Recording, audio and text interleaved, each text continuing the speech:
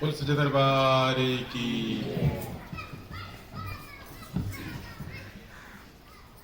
आपसे भगतजन अपने श्रद्धा भाव को लेकर के माता माता सेवा दरबार में जगत जननी जगदम्बा महामाया पचवाली माता जी के चरण सरोवर उपस्थित होते हैं। अपने जीवन के रोगों दोषों दुखों समस्याओं छुटकारा पाने हेतु जगदम्बा के चरण सरोवर में अर्जी लगाते हैं, जिससे आपका उद्धार होता है, कल्याण होता है।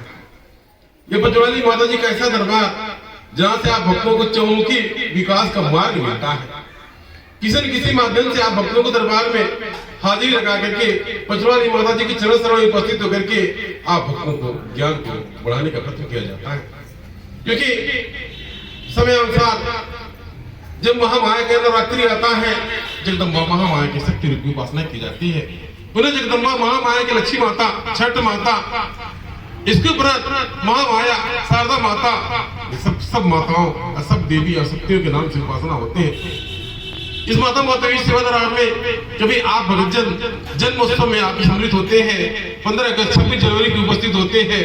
इसका मतलब है कि आप दरबार में आकर के हर तरीके से आपको ज्ञान बढ़ जाए। आप घर परिवार में या फिर आपके बाल गोपाल में जगदम्बा महामाया की दया कृपा प्राप्त हो। आप किसी भी से दरबार में आए, जगदम्बा महामाया की छत्र छाया आप घर परिवार में प्राप्त हो, ऐसा मेरा बारंबार ध्यान रहता है। इसी कारणों से निरंतर बारंबार दरबार में कार्यक्रम कराए जाते हैं। किसी भी माध्यम से दरबार में आप उपस्थित होकर के पचवाली माता जी की दया कृपा के भागीदार बने। इस प्रकार से आज के दिन तमाम पूरे देश में गणतंत्र दिवस के रूप में मनाया जाता है, मनाया जा रहा है।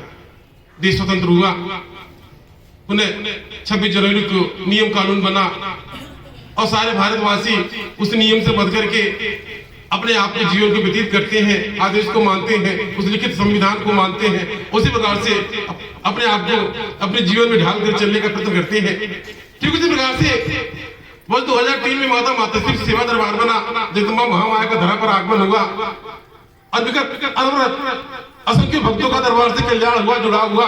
कितने आए, कितने गए, कितने भक्त आदमी दरबार से जुड़े हुए हैं। इस माता माता सेवा दरबार में आवश्यकता पड़ा एक नियम बने, सही भक्तजन एक नियम से नियमित होकर दरबार में आए और वह नियम सबके लिए सामान्य, सबके लिए बराबर हो।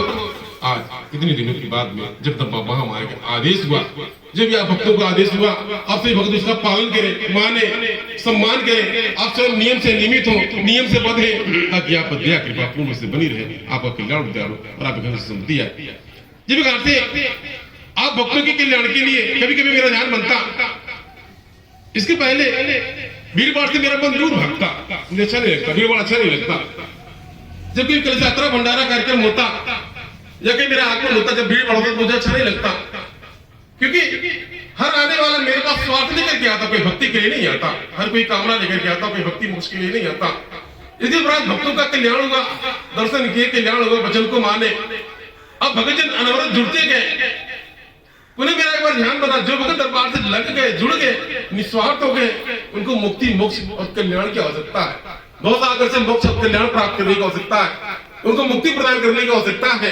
इसलिए आप भक्तों को जय माता दी के महामंत्र ज्ञान दिया गया, ताकि आप बोले जय माता के, माता जी के मंत्र से, माता जी के ज्ञान से आप जुड़ जाइए। जब माता जी का आराधना कीर्तन प्रार्थना सुनने में आप लगे रहेंगे, जुड़े रहेंगे, माता जी आपको भव से पार कर देंगी और आपका उद्धार होगा। आप भक्तों को जय माता दी महामंत्र के मातृश्री मंत्र का ज्ञान प्रदान किया गया। अब तमाम भक्तजन दरबार से लगे, अब ज्ञान से जुड़े और ज्ञान से जुड़कर माता जी चरण से लगे हुए।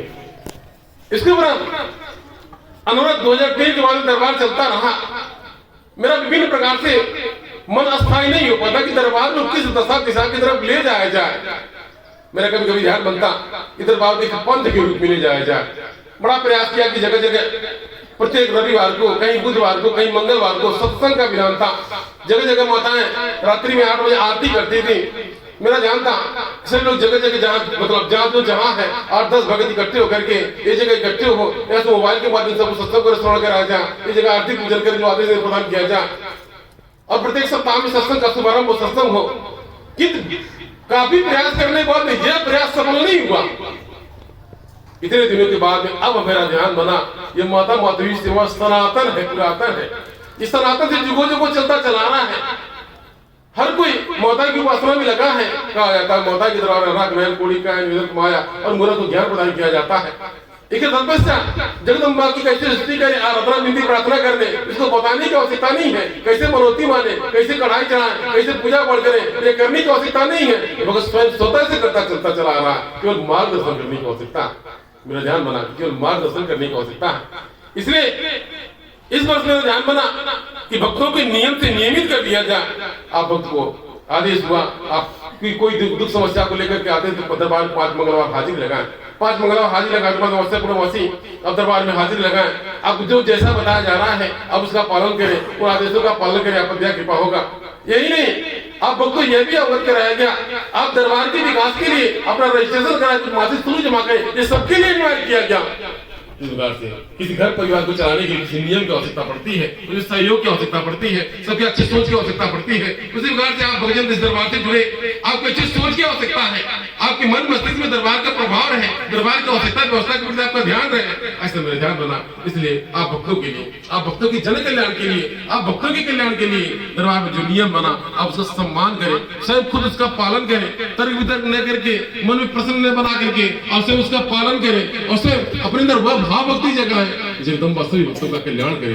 जगदम्बा माया के माध्यम से भगत जन दरबार में आ रहे हैं, उनका उद्धार हो, कल्याण हो, ऐसा मेरे अंदर बारंबार ध्यान बनता है। तो मेरे कहने का तात्पर्य यह था, एक छोटे से घर परिवार में कुमति रहता है, कुबुद्धि रहता है, अनुशासनहीनता रहता है, वो घर परिवार नहीं चलता।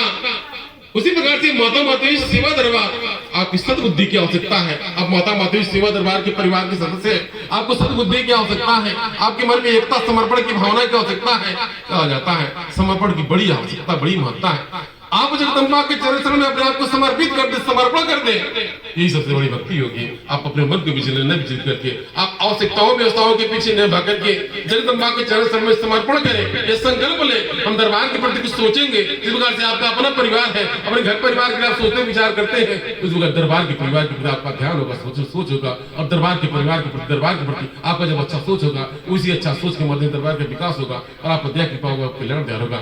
कहने का तात्पर्य था इस बचड़ा दरबार में जन कल्याण के लिए जो नियम और आदेश जारी हुआ उनका आप पालन करें, स्वयं पालन करें। ये सबके लिए है, किसी एक के लिए नहीं है, उसके लिए मुझको बताने की आवश्यकता नहीं है।